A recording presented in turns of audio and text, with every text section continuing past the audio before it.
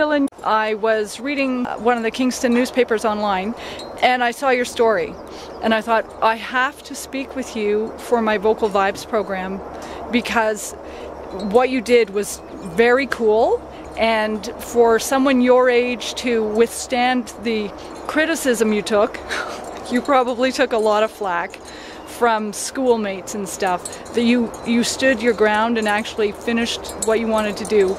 I thought, yeah, we gotta talk. So thanks for taking the time to talk to me.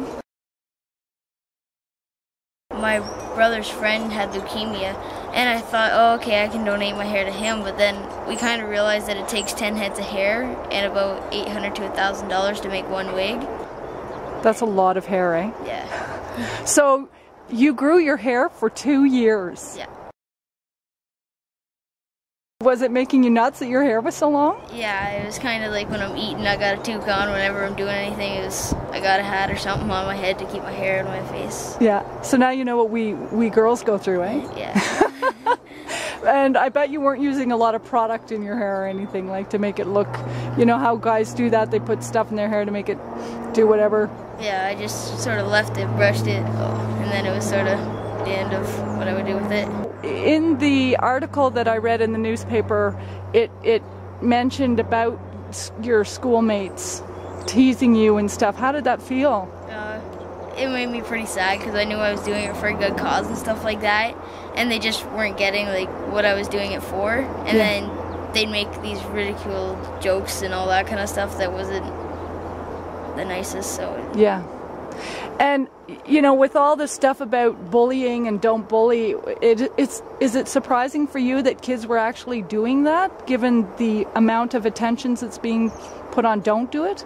Kind of, yeah, because of, like, we'll have assemblies and stuff like that where they talk about anti-bullying and all that kind of stuff, and then you see these kids come out and just...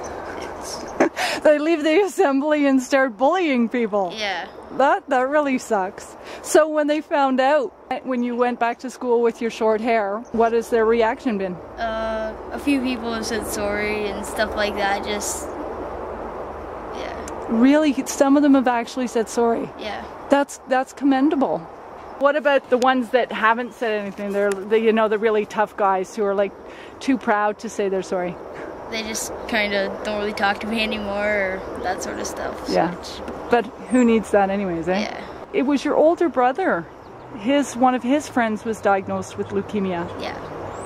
And are you close to your older brother or his friend at all? Or? I'm close with my older brother, but I don't really know his friend a whole lot. He just kind of came home one day and said, "Mom, my friend has leukemia," sort of deal, and it was just, yeah. You're 12, and for someone your age to not even be close to the person who is experiencing this serious health problem, for someone your age to say, "Hey, I want to do something about this," is really wild, because that's not out there in, like, when the shows that you watch, the TV shows and music that is on pop radio, it doesn't talk much about, you know, doing good stuff. Yeah. Do you know why maybe you felt like doing something? Could you put it into words at all, or?